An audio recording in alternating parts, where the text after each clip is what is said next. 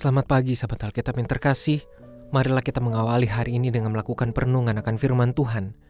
Bacaan Alkitab kita pada hari ini berasal dari kitab Lukas pasal yang kedua, ayat pertama sampai ke-7.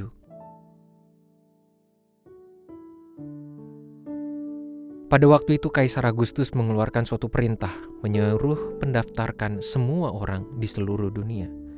Inilah pendaftaran yang pertama kali diadakan sewaktu Quirinius menjadi wali negeri di Syria. Maka pergilah semua orang mendaftarkan diri masing-masing di kotanya sendiri. Demikian juga Yusuf pergi dari kota Nazaret di Galilea ke Yudea, ke kota Daud yang bernama Betlehem, karena ia berasal dari keluarga dan keturunan Daud, supaya didaftarkan bersama-sama dengan Maria tunangannya yang sedang mengandung. Ketika mereka di situ, tibalah waktunya bagi Maria untuk bersalin, dan ia melahirkan seorang anak laki-laki. Anaknya yang sulung lalu dibungkusnya dengan lampin dan dibaringkannya di dalam palungan karena tidak ada tempat bagi mereka di rumah penginapan. Inilah momen kelahiran Yesus, sang anak yang telah lama dinantikan dan membawa segala pengharapan serta misteri, secara khusus bagi kedua orang tuanya. Catatan mengenai sensus pendudukan yang dilakukan oleh Kaisar Agustus menjadi sebuah rujukan waktu yang secara sengaja dihadirkan oleh si penulis Injil Lukas untuk memberikan keterangan yang jelas mengenai waktu kelahiran Yesus Kristus. Selain itu, catatan ini juga dengan sengaja ingin memperkenalkan kepada para pembaca Injil Lukas mengenai latar belakang Yesus yang berasal dari garis keturunan Daud. Itulah mengapa Yusuf dan Maria kembali ke Yudea, tepatnya kota Daud yang bernama Betlehem. Di tengah ramainya orang yang berdatangan untuk melakukan sensus itulah, tiba waktunya bagi Maria untuk melahirkan Yesus. Alhasil, akibat kekurangan tempat penginapan bagi Yusuf dan Maria, Yesus pun dilahirkan dan dibaringkan dalam sebuah palungan, sebuah tempat yang biasa digunakan sebagai tempat makan atau minum bagi hewan ternak.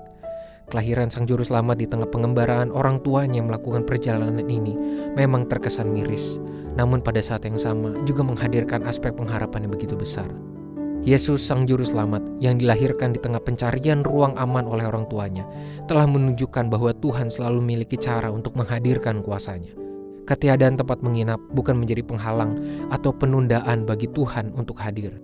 Bahkan sebuah palungan yang begitu sederhana dan terkesan tidak layak untuk menjadi baringan seorang anak manusia pun menjadi pilihannya. Kasihnya terlalu besar untuk dibatasi oleh hambatan apapun itu.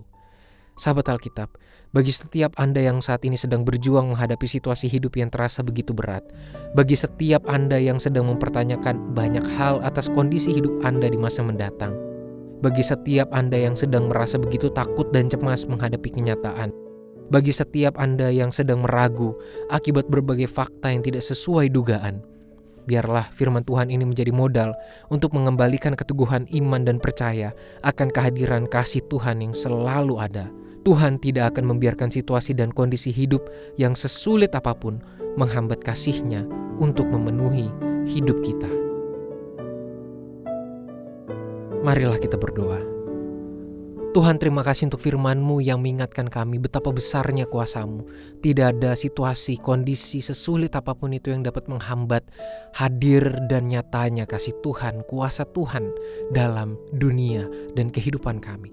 Tolonglah kami Tuhan, di dalam segala kondisi hati dan pikiran kami, kehidupan kami, kiranya kami selalu percaya bahwa Tuhan selalu nyata dalam hidup kami. Hanya di dalam nama Tuhan Yesus kami berdoa dan bersyukur. Amin.